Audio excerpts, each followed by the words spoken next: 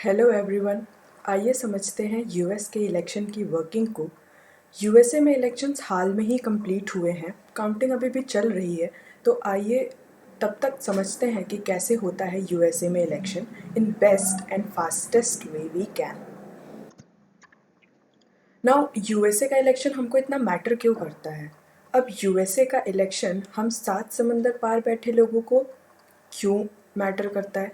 वो इसलिए क्योंकि यूएसए एक ओल्डेस्ट एंड लार्जेस्ट डेमोक्रेसी है। इंडिया भी वर्ल्ड की लार्जेस्ट डेमोक्रेसी है, right? So we can relate and compare to that the functioning of it, the working of it. जो कंट्री डेमोक्रेटिक नहीं भी है वो भी कीनली वॉच करती हैं यूएसए के इलेक्शन को। वाई? बिकॉज उसकी इकोनॉमिक और पॉलिटिकल सिचुएशन कई हद तक इम्पैक्टेड होती है यूएस के इकोनॉमिक सिनेरियो से। और यूएस का प्रेसिडेंट बहुत इम्पॉर्टेंट रोल प्ले करता है इकोनॉमिक पॉलिसी डिसीजन मेकिंग में। ऑल्सो यूएसए का लीडर्स जो इलेक्ट होके प्रेसिडेंट बनते हैं उनका view point over world issues like climate change, terrorism और उनके रिलेशन विद अदर कंट्रीज बहुत मैटर करते हैं ग्लोबल सिस्टम को बैलेंस्ड रखने में। ये यूएसए के अलाई कंट्रीज के इंटरनल अफेयर्स तक डिसाइड करते हैं। So let's see now how US election works. It has two parts and the first is popular votes. इसमें पब्लिक डायरेक्टली वोट करती है चूज करने के लिए उस इलेक्टर को जो आगे जाके प्रेसिडेंशियल कैंडिडेट को चूज करेगा।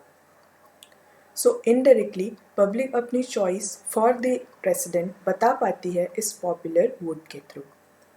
The second part is electoral votes. ये बहुत इम्पॉर्टेंट पार्ट है बिकॉज यही अल्टीमेटली जाके डिसाइड करेगा who will be the US president. इसमें 538 इलेक्टर्स होते हैं और ये वोट करते हैं जिसमें से विनिंग पार्टी को 270 वोट्स की ज़रूरत होती है। यूएसए में 50 स्टेट्स हैं और इनमें से कैलिफोर्निया सबसे बड़ा स्टेट है इलेक्टोरल वोट्स की काउंट के हिसाब से, जबकि Alaska gets only 1 voter constituency. अब डिटेल में समझते हैं इलेक्टोरल कॉलेज को। ये कॉलेज ही इलेक्टोरल वोट्स पोल करता है।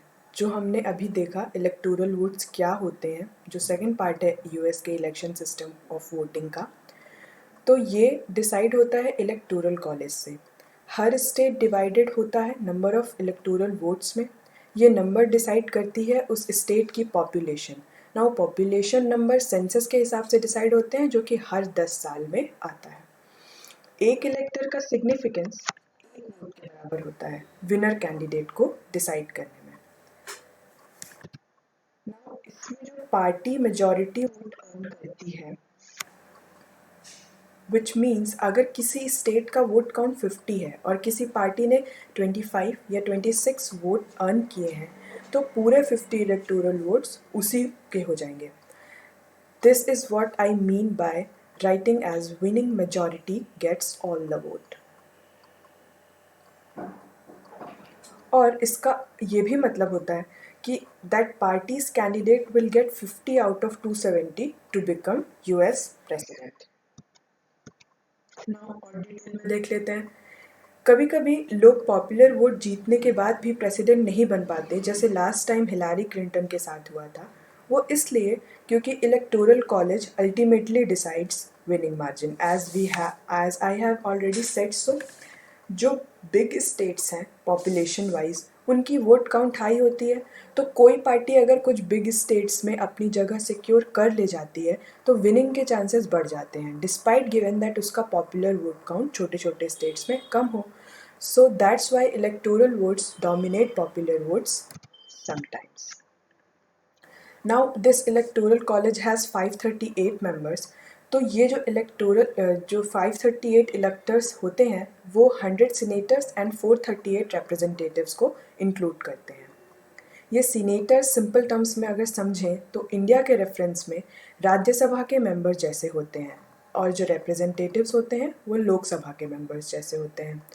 यूएसए में पार्लियामेंट को कांग्रेस ही कहा जाता है और ये 2 हाउसेस को कॉन्स्टिट्यूट करती है। फर्स्ट इज सेनेट जिसके मेंबर्स सेनेटर्स कहलाते हैं, और second is house of Commons, जिसके मेंबर्स रिप्रेजेंटेटिव्स कहलाते हैं. So now if anybody manages to win 270 votes out of 538, then bravo, he or she becomes the US president. अब देख लेते हैं इंडिया एंड यूएसए के इलेक्शन का कंपैरिजन. इंडिया में इलेक्शन कंडक्ट कराती है constitutionally established body election commission of India, और वही यूएसए में ये रिस्पॉन्सिबिलिटी उनके रिस्पेक्टिव स्टेट्स को दी गई है.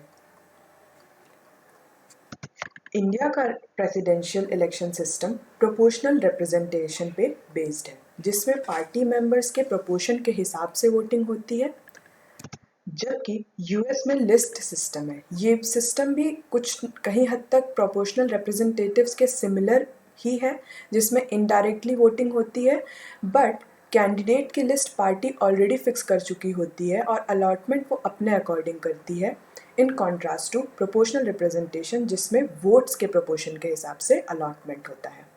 ये अपने आप में ही एक बिग टॉपिक है टू अंडरस्टैंड, सो इसका डिस्क्रिप्शन अभी इतना ही कर पाऊंगी.